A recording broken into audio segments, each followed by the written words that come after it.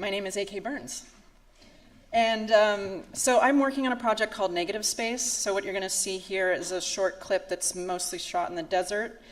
That's from a 3-channel version of the work, and it's followed by a bunch of stills, just to give you a sense of the whole project. For this current phase, the video is shot in 2 locations in the deserts of southern Utah and inside a black box theater where performers delivered recitations of texts that weave together a loose manifesto on being. You can start the clip. Negative space is immutable matter, the between, under, and around space. One might conclude negative space is subordinate or dependent on a primary subject, object, or thing. But let's consider that negative space might have agency of its own, that being unfixed is about being an open set of possibilities, always becoming, always adaptable, always there, even if the subject, object disappears. Negative space as a work is a video installation which also includes some sculpture and visual elements that I'm not going to get into here for the sake of time, and is a video installation that blurs the lines between speculative fiction, theater, and documentary. The first version of the work will be exhibited this September at Participant in New York City, and a book is in the works to be published with Dancing Foxes Press that acts as a parallel project that includes fictional writing, research, and production materials. This work will build over several years through a series. Is there sound? A little bit of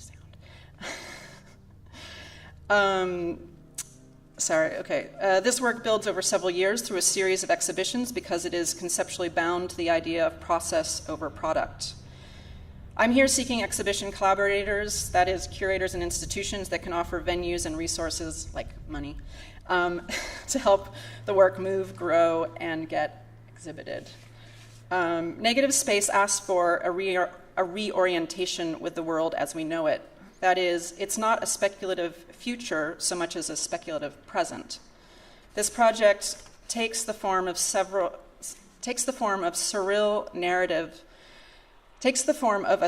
narrative of bodies in transition. By transition, I mean both movement and slipping between signifiers, and the way their relationship to land, space, territories, and resources offer new possibilities for operating socially, culturally, and ecologically.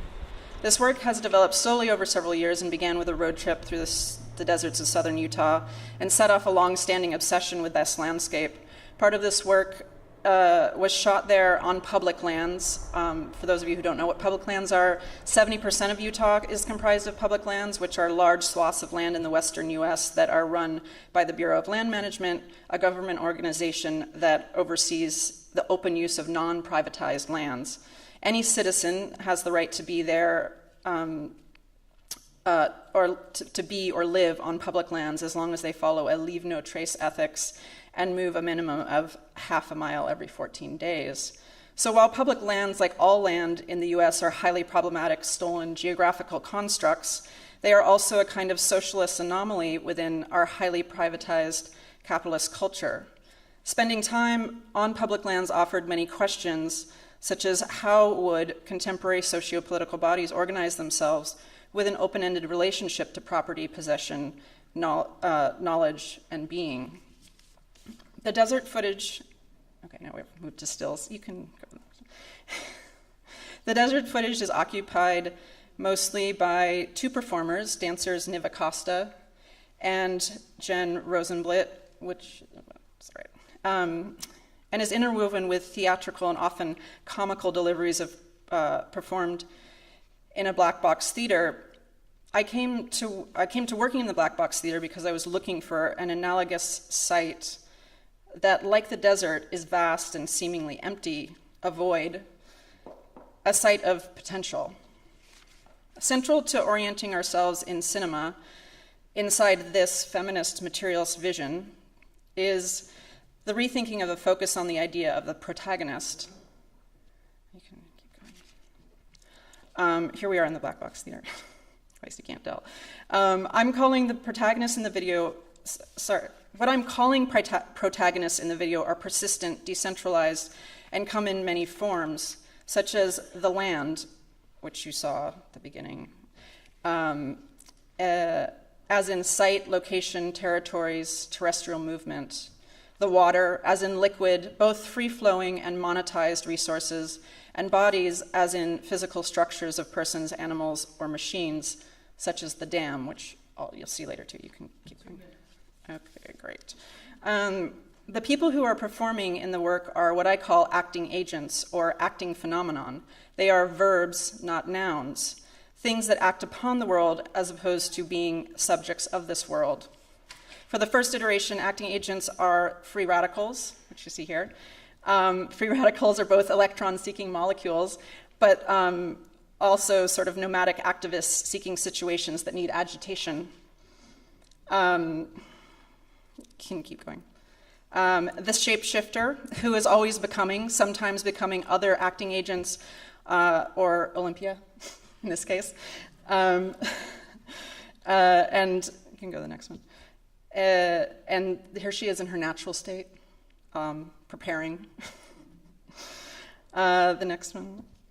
This is Aunt B. She is reproductive labor, which also involves, keep going. Yeah, okay. Which involves a lot of duplicating. Next. Mother Flawless, who is a psychic presence. The observer, observing, sensing, and documenting the land. The hanged woman, otherwise known as masochistic tendencies. There are reoccurring themes in the work such as fluidity, containment, leaks. So here's our containment, keep going, leaks. And sometimes manifest literally and sometimes symbolically, for example, through the stroking and carrying of Chelsea Manning's jacket. There are additional themes of deprivation, excess, and waste, and the free radicals, keep going, while in the desert accumulate and transport contemporary detritus. And here's the sax solo that's out of place. But every sci-fi needs a sax solo. Keep going. And inside a black box, the black box theater, there's a junk pile that is the resource center for everything that happens within the black box theater. The refuse pile, a resource center.